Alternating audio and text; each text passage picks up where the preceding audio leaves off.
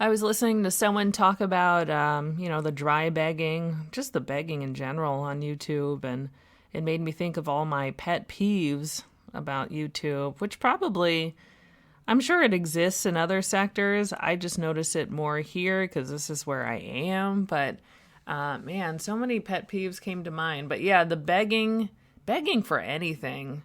I mean, I know it's your platform. You are welcome to do absolutely whatever you want to do on your platform, but it's not going to stop me from saying something about it on my platform. But yeah, the begging, just in general, it implies that you are entitled to something, and I know it's hard to hear it, but really, no one is entitled to anything, anywhere, at any time. Yeah, the begging for likes and like just, stopping everything for likes. And I mean, that sort of ties in with my other pet peeve, how it takes people so long to get a live started. It just, I was watching someone this morning and it was a good 5 minutes before actual content commenced, which doesn't sound like a lot, but when you're sitting for 5 minutes and you don't know how far to fast forward or whatever, that feels like an eternity. But yeah, the waiting for likes, begging for likes, random people who aren't even mods begging for likes. I never understood that. Or begging for like Snapchat or Snapchats. Yeah. Is that what? No. Cash apps. Hello. I always find that funny. Like, who are you? Who are you again? Why do you want my money? For someone else? I mean, honestly, YouTube is like, it's like, I hate that word, busker. It's like a street performer. There's really no obligation that anyone owes you anything.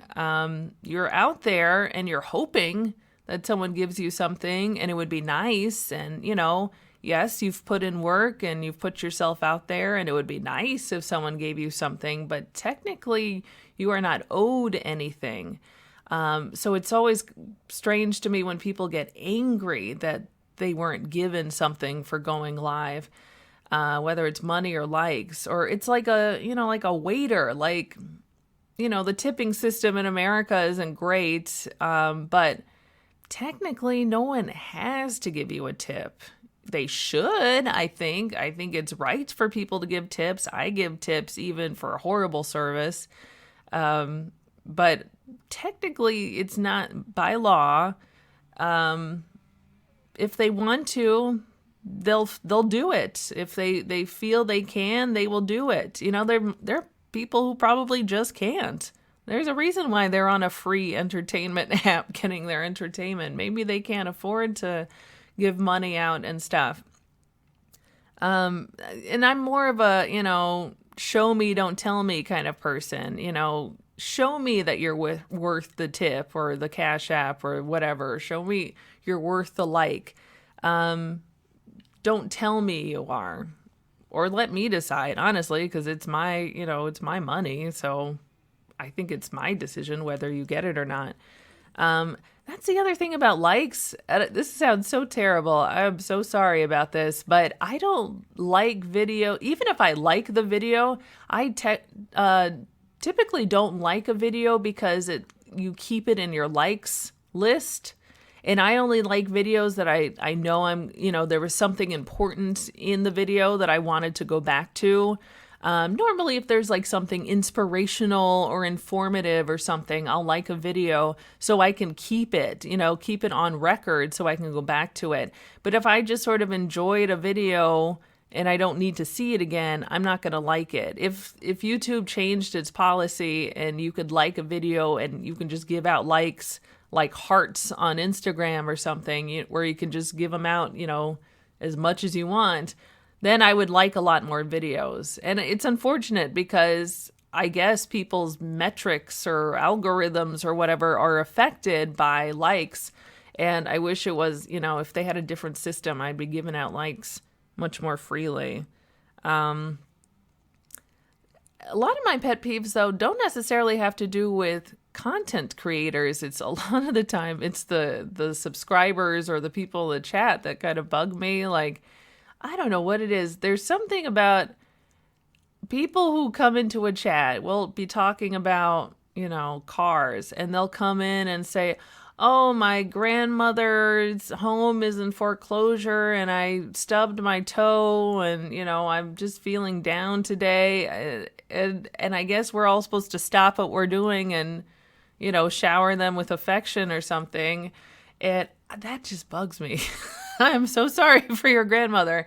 But that really doesn't have anything to do with anything we're talking about. And it just kind of screams desperation and loneliness to me. If you had no one else to tell about, your grandmother, your grandmother may be a problem, but she's not your only problem. If this is like the place where you have to go to tell us about your grandmother. And like on panels, StreamYard panels, we'll be, or like on the phone call, the call-ins or something, everyone's, seems to be on the same page and we're, deep into some sort of subject. And I say we, like, I'm involved. I'm just watching from the bushes, but, so we'll be deep in conversation about one subject and definitely on a roll. And then somebody comes up on the phone or, on the panel and they have something completely unrelated to talk about.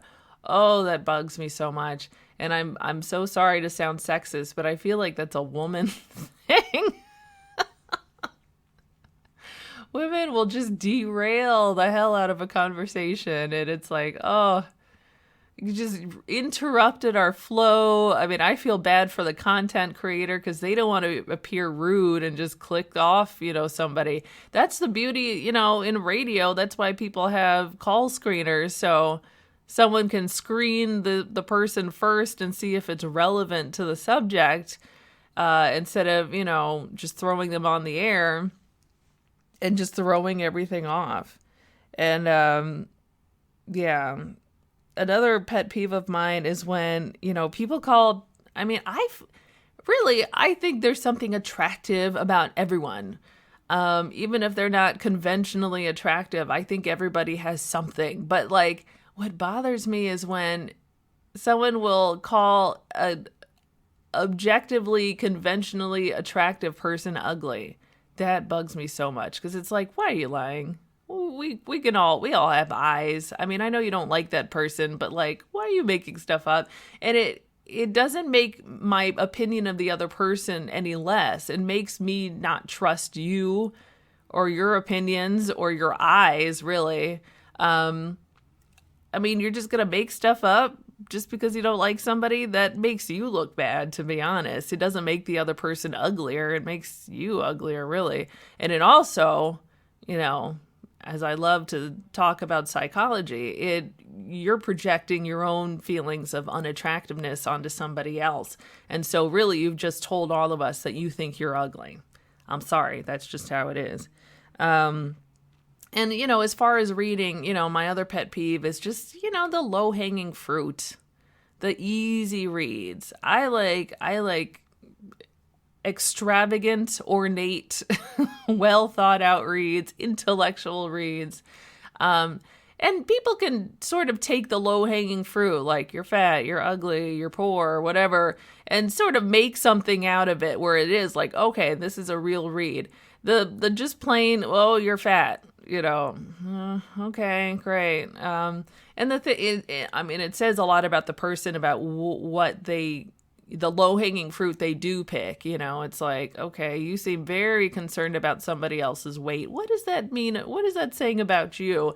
Or you're concerned about how someone else smells, or whether they have a man, or whether they're poor. Like, what is it?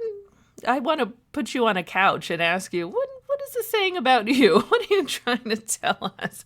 But also it's just kind of boring, to be honest. And insulting a lot of the time, when people start talking about other people's status, health statuses and stuff, I find that insulting to anybody who has whatever, affliction you're talking about, or people who just care about other people. I don't necessarily have to have HIV to be upset that you are talking about someone else having HIV.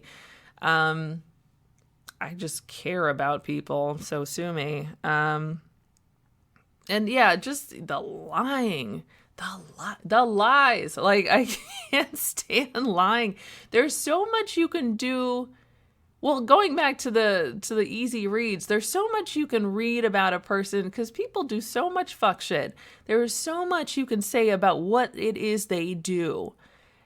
You don't have to resort to what they look like or who they are or their socioeconomic status because they do so much. Everyone does so much that you can read, that things that they have control over. You know, some of the things that they don't have control over, I don't know, that just seems easy and it seems insulting. And you're probably insulting a lot of your own followers when you do that. But people do so much. There's so much material to work with that has nothing to do with, you know, what someone looks like. And then when you just lie about what they look like, it's like, well, what the fuck? And so, you know, when you have to lie about somebody, I can't trust you. I don't trust you. So when you know, have some problem with somebody, I'm going to be side-eyeing you because it's like, well, you know, what did you do? What's your deal? Because I can't trust you. And so, and then when you have to make up something about somebody else, it's like they've handed you so much on a silver platter that you could talk about. And then you just got to go to some other platter, 3 blocks away and grab from that. Like, they're handing stuff to you. Why are you making stuff up? That is so unnecessary. It devalues your standing, and it just, I don't know, that just annoys me. But, lying annoys me in general, like with most normal people. I just have to jump back in and amend something or amend this video because I was listening to it and I said something along the lines of, that's just it. That's just how it is. And it reminded me of another pet peeve that I have. So I basically did my own pet peeve and reminded myself of it. It's not super common, but there's this thing that some people will do where they'll say something so outlandish and they'll say, well, I'm just speaking the truth. That's just how it is. And so they'll come on and be like, yeah, so the sky is like purple. I'm sorry. That's just how it is. That's just the truth. And it's like, no, it's not. It's objectively not. And maybe that's how you perceive it. I don't think so. I think you just want to spin a narrative. But to just announce that that's the truth, that comes off very disingenuous. That makes me not trust you.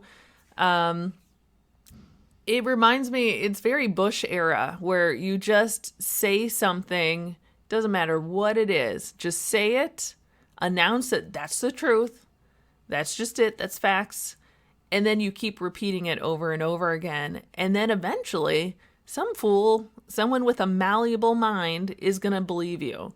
And then it grows legs and sort of takes on a life of its own. And to some people, not everyone, you can only fool, you can fool some of the people some of the time. It takes on a life of its own and then it becomes truth for some people. But that's a whole issue in itself. But the whole that's just how it is. That's just the facts, that bugs the fuck out of me.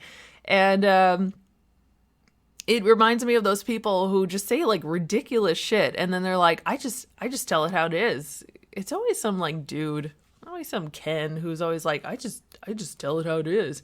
And really it's just an excuse just to A, lie, and B, be an asshole and somehow like skirt the consequences of your actions by just announcing that it's truth so that no one can say anything in response.